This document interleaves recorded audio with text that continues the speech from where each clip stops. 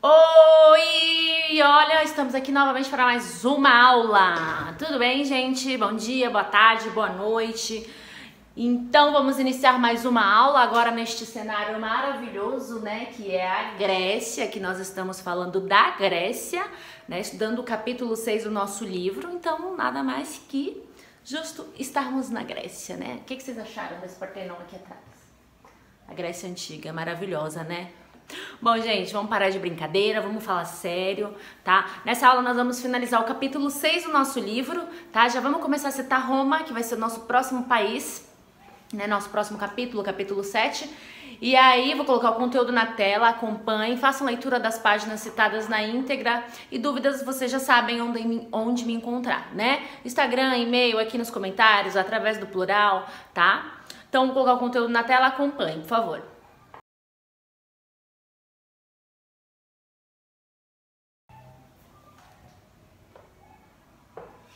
E aí, gostaram? Dúvidas? Vocês perceberam que eu citei Roma, né, no conteúdo? Então, como eu falei no início da aula, a gente vai começar a trabalhar Roma no próximo capítulo, muita história da arte. Grécia tem muito mais coisa também, mas como a gente tem pouco tempo, né, e a gente tem muita coisa para aprender, então a gente faz um resumão de tudo, né?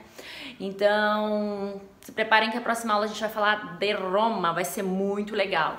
Espero que vocês tenham compreendido, entendido, aprendido alguma coisa, conseguido absorver, né? Tudo que foi falado dentro desse capítulo, que foi muito, muito, muito bom, né? Estudar a Grécia é maravilhoso. Pena que nós temos, né, pouco tempo para isto, né? Acho que todos, né? Todos os países estudar a história da arte é sempre maravilhoso, né?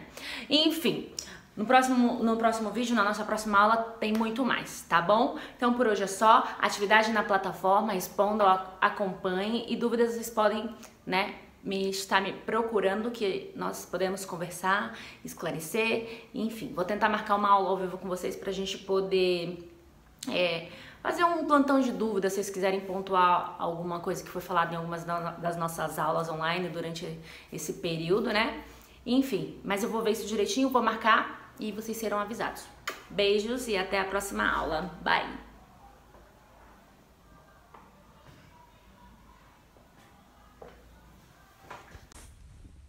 Bom, gente, então iniciando aqui o nosso conteúdo, né? Ainda falando sobre a Grécia, né? Hoje nós vamos falar das páginas 78 à página 83, pra gente finalizar o capítulo da Grécia, né? E daqui a pouquinho eu vou dizer sobre qual país nós iremos falar, né? Qual parte da história da arte a gente vai falar, tá? E aí eu separei esses tópicos aqui, né?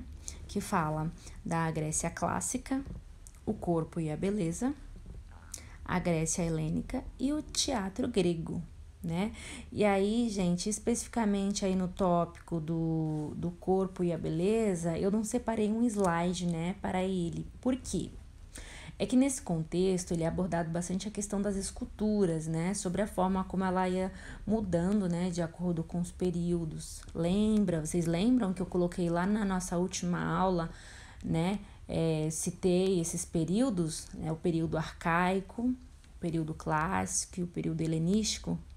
Então, lá tá bem explicado, né, sobre as formas, né, como as esculturas eram mudadas de acordo com os períodos, né? E o texto, né, da página 80, que fala sobre esse tópico, né, o corpo e a beleza, ele cita a questão da nudez, né, nas esculturas, né, que naquela época era natural, né? Porque nos jogos, né, os homens, os atletas, eles competiam nus, né? E as mulheres, elas usavam um tipo de tecido que era muito transparente, ou seja, ficavam praticamente nuas também, então era normal, né? Então, por isso era retratado bastante esculturas nuas, né?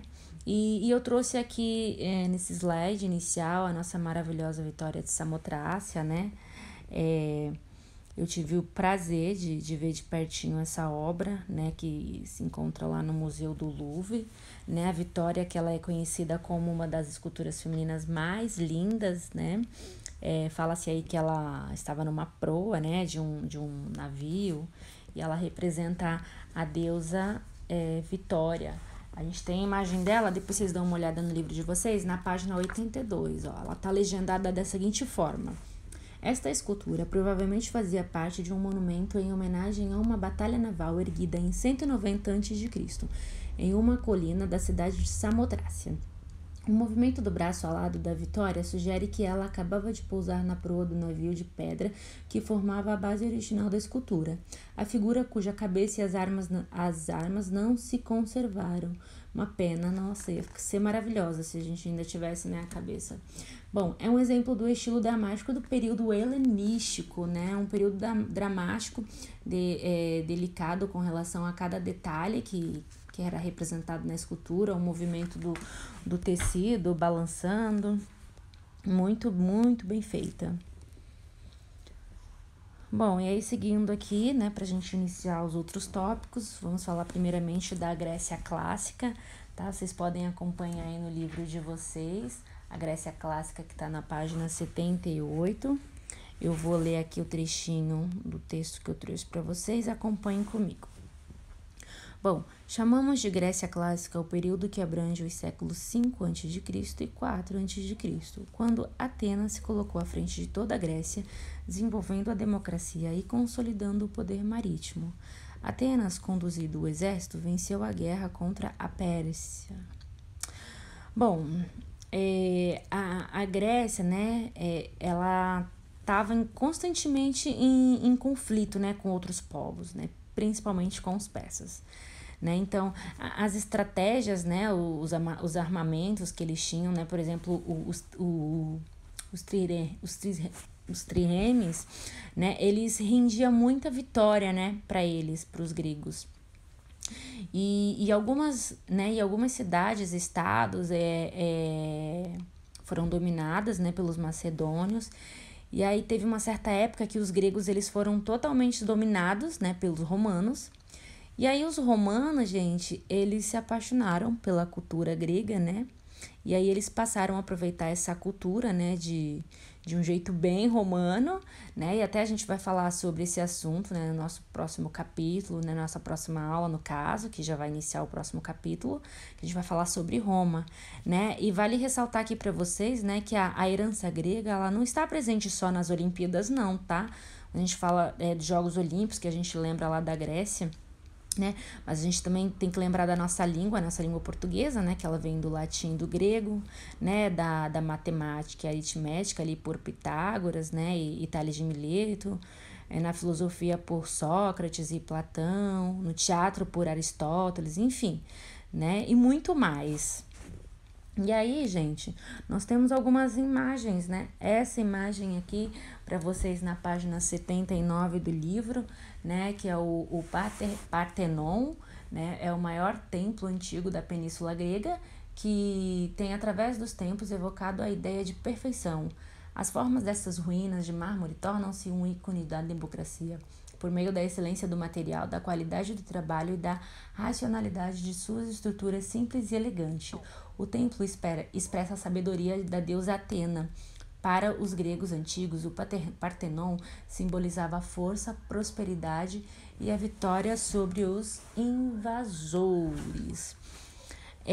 Então, o Partenon, né, que fica ali na cidade de Atenas, né, que é uma das cidades mais importantes do símbolo da cultura grega, né, ele é um dos templos mais admiráveis da Grécia clássica, né, ele era destinado a honrar, né,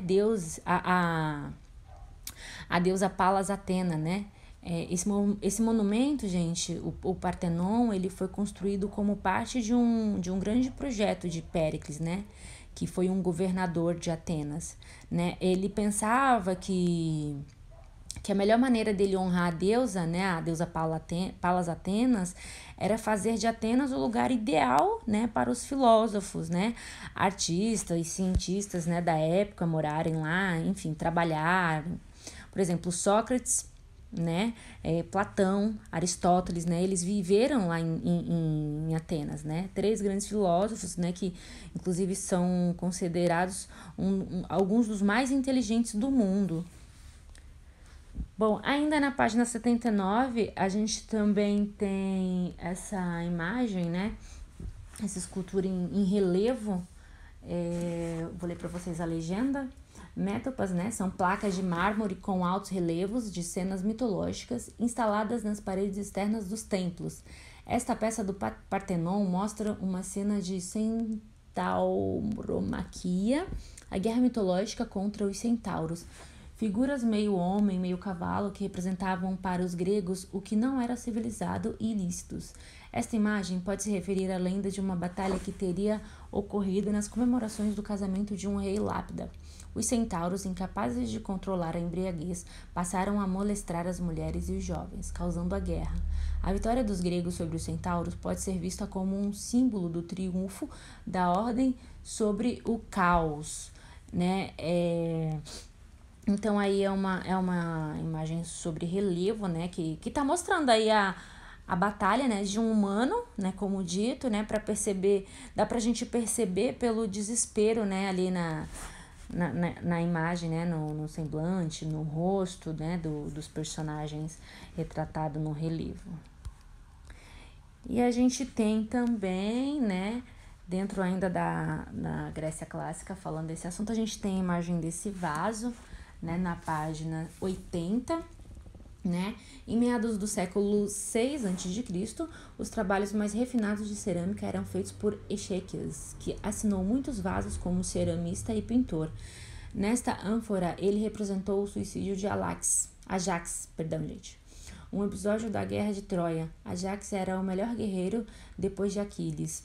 Com a morte de Aquiles, entretanto, os gregos entregaram suas armas a Ulisses. Humilhado, Ajax se matou.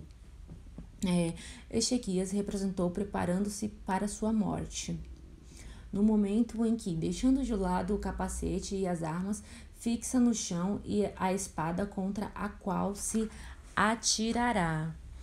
Bom, esse vaso, né, tem uma pintura, né, nessa cerâmica, a gente pode perceber a pintura, né, com fundo preto, né, com a imagem da preta, com detalhes vermelho, né? A imagem de Ezequias, né? Essa imagem, antes dela ser retratada na cerâmica, elas eram retratadas também em outros lugares, e aí vem essa importância, tinha a importância da cerâmica, né? Por retratar um fato importante. Na cerâmica, a cerâmica ela era muito valiosa. E a Grécia Helênica, façam a leitura aí comigo. Vocês que estão com o texto também na íntegra podem fazer a leitura também, por favor, tá? Não esqueçam. Bom, vamos lá. No século IV a.C., o rei Felipe II transformou a região da Macedônia, uma província ao norte da Grécia, no mais poderoso estado grego. Esse rei contratou o filósofo ateniense Aristóteles para ser professor de seu filho Alexandre, né? O famoso Alexandre o Grande, né, gente? Bom, a Macedônia, ela foi um grande império, né? Que foi o império do Alexandre, o Alexandre o Grande, né? Ele que conquistou, né, territórios ali da Ásia até a Índia. E foi quando, né, houve o encontro, né, da cultura grega com a cultura oriental, né, o que foi muito importante para a Grécia, né, porque influenciou muito, né, para a arte grega. E aí, gente, o que acontece? Alexandre Grande, né, ele morre ali em 300 a.C., com seus 30 anos, e ele não deixou nenhum herdeiro, né, para o seu império. E aí, o que aconteceu? O império, né, ele caiu, e aí ficou vazio, ficou sem ninguém no poder. E o que aconteceu? Foi quando chegaram os romanos, né? E aí, com a chegada dos romanos, o império acaba, né, de vez. E aí, gente, esse período, né, o período da última cultura grega, ele foi um período muito conturbado, né, de grandes transformações, inclusive. E aí é quando a gente começa a falar de Roma, né, que nós vamos estudar no nosso próximo capítulo, né, e dar continuidade nesse aprendizado da história da arte. Bom, e o teatro grego? Teatro grego, eu já vou descer aqui, vou fazer a leitura. Acompanha aí. Essa leitura, gente, nada mais é que a escrita que tá lá no trecho do texto de vocês, da página 83, para quem tem o livro, tá? As representações aconteciam em teatros ao ar livre, que acomodava até 14 mil espectadores. No espaço circular central ficavam o coro, né, numa área então chamada orquestra, em um estrado mais alto para os atores, chamado de palco. Essa disposição privilegiada tanto a visibilidade quanto a acústica. Então, esse é o epidauro, tá? Vocês conseguem também ver no livro de vocês, né? Na página 83. Ele foi construído, né, com base de arquibancada mesmo, como vocês podem ver, né? Elevado, né, para que as pessoas pudessem ter ali uma visão melhor, né, da onde acontecia a encenação, no centro, né, que seria o palco lá embaixo. Né? O teatro ele nasceu na Grécia, né, nas festas em homenagem ao Dionísio, né, que era o deus do vinho, né? Então era assim, as pessoas elas bebiam, aí elas ficavam alegres, né, contentes, e aí elas acabavam encenando, né? Aí dizem que Dionísio, uma certa vez, né, ele subiu numa carroça, né, o deus do vinho, e daí ele gritou, né, eu sou o Dionísio, deus do vinho. E aí a partir daí que nasceu o teatro, né? E aí as pessoas, elas perceberam, né, no caso, né, que elas incorporavam, né, outros personagens. Então, assim, dizem também, né, que o teatro, ele começou lá na pré-história, né?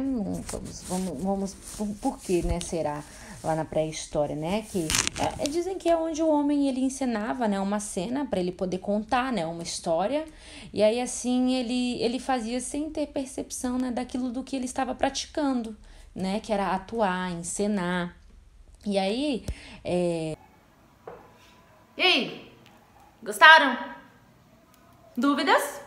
Vocês perceberam que eu citei Roma, né, no conteúdo? Então, como eu falei no início da aula, a gente vai começar a trabalhar Roma no próximo capítulo, muita história da arte. Grécia tem muito mais coisa também, mas como a gente tem pouco tempo, né? E a gente tem muita coisa para aprender, então a gente faz um resumão de tudo, né? Então, se preparem que a próxima aula a gente vai falar de Roma, vai ser muito legal. Espero que vocês tenham compreendido, entendido, aprendido alguma coisa, conseguido absorver, né? Tudo que foi falado dentro desse capítulo, que foi muito, muito, muito bom, né? Estudar Grécia é maravilhoso. Pena que nós temos, né, pouco tempo para isto, né? Acho que todos, né? Todos os países estudar a história da arte é sempre maravilhoso, né? Enfim. No próximo vídeo, na nossa próxima aula, tem muito mais, tá bom? Então, por hoje é só. Atividade na plataforma, respondam, acompanhem. E dúvidas, vocês podem, né, estar me procurando, que nós podemos conversar, esclarecer. Enfim, vou tentar marcar uma aula ao vivo com vocês pra gente poder fazer um plantão de dúvidas, se vocês quiserem pontuar alguma coisa que foi falada em algumas das nossas aulas online durante esse período, né? Enfim, mas eu vou ver isso direitinho, vou marcar e vocês serão avisados.